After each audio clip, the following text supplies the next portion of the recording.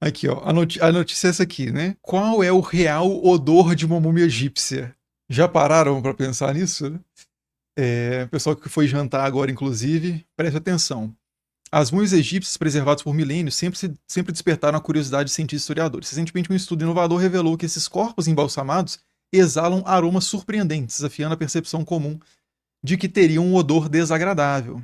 A pesquisa publicada na revista Journal of the American Chemical Society analisou sistematicamente o cheiro e a composição química de múmias de diferentes períodos do Antigo Egito. E aí, qual que é? A gente estava falando de vinho agora há pouco, né, do sommelier e tal. A gente vai ver que tem uma espécie de ofício que são os sommeliers de múmia, basicamente, do odor de múmia, que revelam coisas bastante interessantes. Os pesquisadores identificaram aromas amadeirados, picantes e doces, além de indícios de fumaça, mofo, flores, chá e poeira. É bom, fumaça, dependendo, assim, pode ser agradável, né? Um defumado. Mofo e poeira é um pouco mais complicado, mas flores e chá é bacana. Esses cheiros são provavelmente remanescentes dos compostos orgânicos voláteis utilizados durante o processo de mumificação. E essa aqui é uma boa deixa para a gente falar um pouco sobre mumificação, já que até perguntaram sobre mumificação lá no início da live. Essa descoberta oferece uma nova perspectiva sobre as práticas funerárias egípcias e a importância dos odores na preservação dos corpos. E aí, quais que foram esses aromas, né? A ideia de investigar os aromas das múmias surgiu de forma inesperada. Esse químico da universidade, de uma universidade na Eslovênia, teve a inspiração ao visitar um laboratório de conservação, ao entrar em contato com uma múmia recém-chegada de uma escavação, né, fresquinha, tinha só, sei lá, 3.000 anos, ele percebeu um cheiro surpreendentemente agradável, descrito como cosmético, agradavelmente doce e herbal. Para realizar a pesquisa, farejadores humanos, né, esse que é um ofício aí para quem está buscando a profissão mais interessante, mais estimulante, né? Tá cansado do trabalho de todos os dias no escritório, escala 6 por 1, tá aí um plano de carreira, é uma perspectiva profissional que eu encorajo bastante vocês investirem nessa trajetória aí, né? Farejadores humanos. Então, para realizar a pesquisa, farejadores humanos e análise químicas foram utilizados para avaliar os odores de 9 múmias com até 5.000 anos, armazenadas ou expostas no Museu Egípcio do Cairo. Essa abordagem inovadora permitiu uma compreensão mais profunda dos elementos que compõem o cheiro das múmias e sua relação com os métodos de embalsamamento. E aí, aqui é o ponto, né, de como que eram produzidas de fato as múmias, como é que era feito o processo de mumificação no Egito Antigo. A prática de embalsamamento no Egito Antigo era uma parte essencial do culto à vida após a morte. O processo começava com a remoção do cérebro e dos órgãos internos, exceto o coração que era preservado. Então, antes de ler aqui, deixa eu colocar aqui a categorização que eu tenho na cabeça. Vamos ver se vai bater, mas eu acho que bate, que eu já li a notícia. Mas é basicamente o seguinte, né? Que tem a remoção dos órgãos, depois você tem a desidratação do corpo, depois você tem o tratamento da pele para conservar uma aparência do corpo quando a pessoa era viva, porque se você simplesmente desidrata o corpo, a pele fica toda quebradiça, enrugada. Então, depois de desidratar o corpo, você trata a pele, e é nesse ponto que entram muitas especiarias, óleos, etc. Depois você tem o preenchimento do corpo, porque você tirou os órgãos, né? Então, se você não preencher aquilo de alguma forma, a estrutura do corpo vai colapsar com o processo de decomposição. Então, eles enchiam, né, a região do tórax, por exemplo, com pedras, com palha, com ouro, com tesouros, em alguns casos. Isso varia muito porque a própria processo de mumificação, a gente está falando aí de mais de 3.000 anos os caras fazendo isso. Claro que há muita variação, né? Tem uma variação por classe social também que o Heródoto comenta, né? Um historiador grego do quinto século comenta.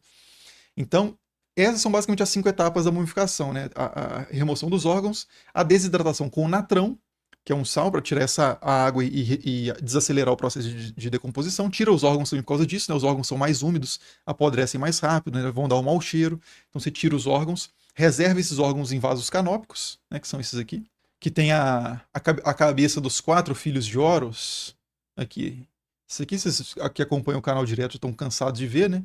Então você tem esses vasos reservados para os principais órgãos, então o pulmão, intestino, né, fígado e tal. E o coração, ele era, às vezes ele ficava no corpo, aqui até colocaram, né, que era preservado. Às vezes ele ficava no corpo, ou às vezes ele era substituído por um amuleto. É um tipo de amuleto que é feito especificamente para representar o coração. Ele tem uma forma de escaravelho.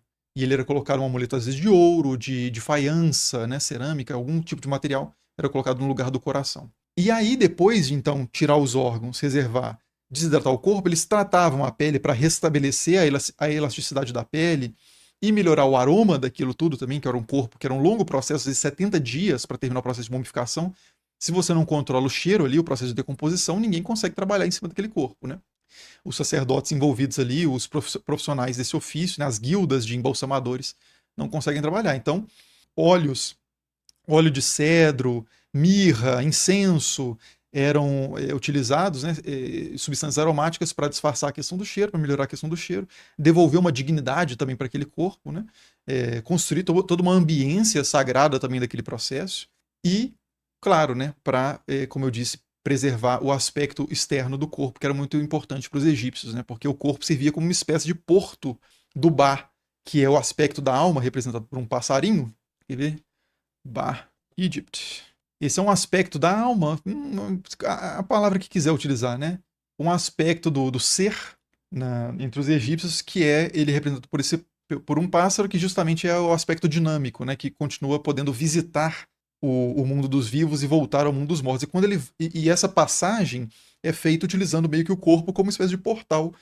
E quando o Ba sai do mundo dos mortos e vai visitar o mundo dos vivos, que não é o mundo dele, então ele tem que voltar, ele precisa reencontrar qual que é o seu corpo, né, para poder voltar pro Duat, né, pro mundo além e manter essa ponte. Então, para isso, a preservação da aparência do morto era considerada muito importante. Muitas vezes as máscaras funerárias seguiam muito também o semblante da pessoa. Em um período mais tardio, no período já romano, eram pinturas que realmente são um pouco mais realistas, né? Não são hiperrealistas, mas são mais realistas, representando o rosto da pessoa, do que a máscara funerária. Mas beleza. E aí então diz, né, o processo começava com a remoção do cérebro e dos órgãos internos. O cérebro, inclusive, não era preservado.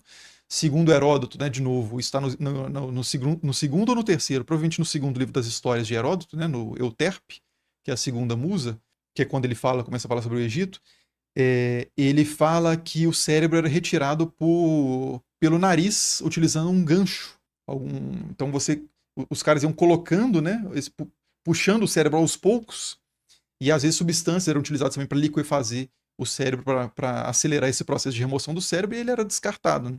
O cérebro não aparece na iconografia egípcia, o que aparece é o coração como centro da memória, né? O cérebro não era visto pelos egípcios como esse centro da memória, como a gente vê hoje. A identidade da pessoa estava muito mais ligada ao coração do que ao cérebro, que era basicamente descartado, né? Muitos autores na antiguidade deram um papel para o cérebro muito menor do que ele tinha de fato. Né? O Aristóteles, por exemplo, também não achava que o cérebro tinha não era responsável por grandes coisas em termos de funcionamento do corpo humano. Então é bem possível que os egípcios também não tenham sacado a importância do cérebro. E aí aqui, né, os órgãos eram colocados em jarros canópicos, enquanto o corpo era desidratado com natrão, um sal natural com propriedades antibacterianas. Após a desidratação, o corpo era tratado com vinhos, especiaria e óleos caros, como incenso, mirra e óleo de cedro. Esses elementos, inclusive a questão da mirra, a mirra na época de Jesus, eu até comentei no vídeo sobre os 3 reis magos. A mirra, ela tinha um simbolismo, o Orígenes de Alexandria, por exemplo, um cristão do Egito, busca esse imaginário da mirra como uma representação dos cuidados funerários. Isso associado não só ao contexto de mumificação, mas também em outros contextos, né, para essa questão de perfumar o corpo dos mortos.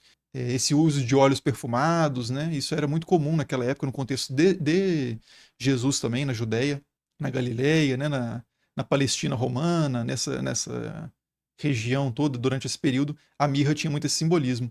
Então, por isso ela aparece aqui também, né? Então, incenso, mirra e óleo de cedro. Esses elementos não apenas preservavam a elasticidade da pele, mas também conferiam uma fragrância agradável associada à divindade. Assim, os cheiros agradáveis das múmias são resultado direto dos materiais utilizados no embalsamamento. E você vê que o negócio funcionou, porque até hoje, né, depois de milênios, o cara recebe uma múmia, chegou uma múmia pro cara, o cara sentiu um aroma, como é que é? Como é que ele descreveu aqui? Aqui, cosmético agradavelmente doce e herbal. Então, pô, o serviço dos caras foi bem feito, né? Garantia de 5.000 anos, tá bom? Por aí, né? Entre 3, garantia estendida, né? De 5 a 3.000 anos, mais ou menos. E aí, aqui, né? Aqui que eu parei, né? Qual a importância de captar o cheiro das múmias? Captar o cheiro das múmias não é apenas uma curiosidade científica, mas também uma ferramenta valiosa para conservação e estudo do patrimônio cultural. Os pesquisadores utilizaram a cromatografia gasosa para isolar as fragrâncias dos sarcófagos, permitindo a vaporização dos compostos químicos sem decomposição. Então, a técnica não invasiva, né, para você poder obter uma análise mais complexa, mais rica das informações presentes ali em termos de odores, de fragrâncias, sem danificar o objeto arqueológico, né, que no caso aqui é um corpo morto há muito tempo, né? Essa técnica revelou odores específicos de decomposição de gorduras de animais, alertando para a necessidade de intervenções de conservação. Então, dá indício de um processo de apodrecimento que precisa ser parado, porque senão você vai perder aquele objeto arqueológico que de novo é o corpo de uma pessoa. Além disso, a análise dos aromas pode fornecer informações sobre a classe social da múmia e outros aspectos culturais relevantes. Já comentei sobre isso num vídeo que eu fiz sobre o que Heródoto escreve sobre o processo de mumificação. Depois a gente pode até entrar lá se vocês tiverem interesse de novo nesse texto. Essa abordagem inovadora tem potencial para ser aplicada em outras coleções de museus, enriquecendo o conhecimento sobre as civilizações antigas. E aí, só para deixar claro o que eu estou falando aqui do Heródoto, é porque ele comenta que tinha basicamente 3 planos de embalsamamento ali no Egito, pelo menos quando ele visitou o Egito no quinto século. E o que essa guilda oferecia, né? Que é meio que o plano Platinum, Premium e Plus, como se fosse isso, né? Um mais barato, um médio e um mais caro.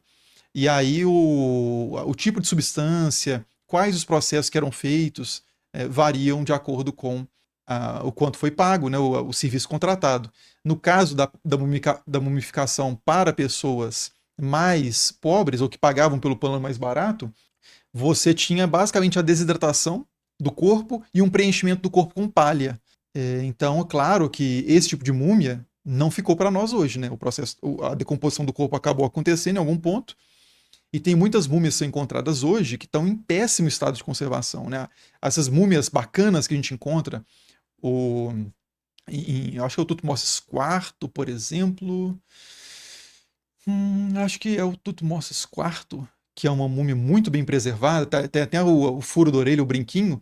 Ele foi encontrado. É uma exceção, né? A maior parte das múmias que se encontra, elas estão em um estado, às vezes, esquelético.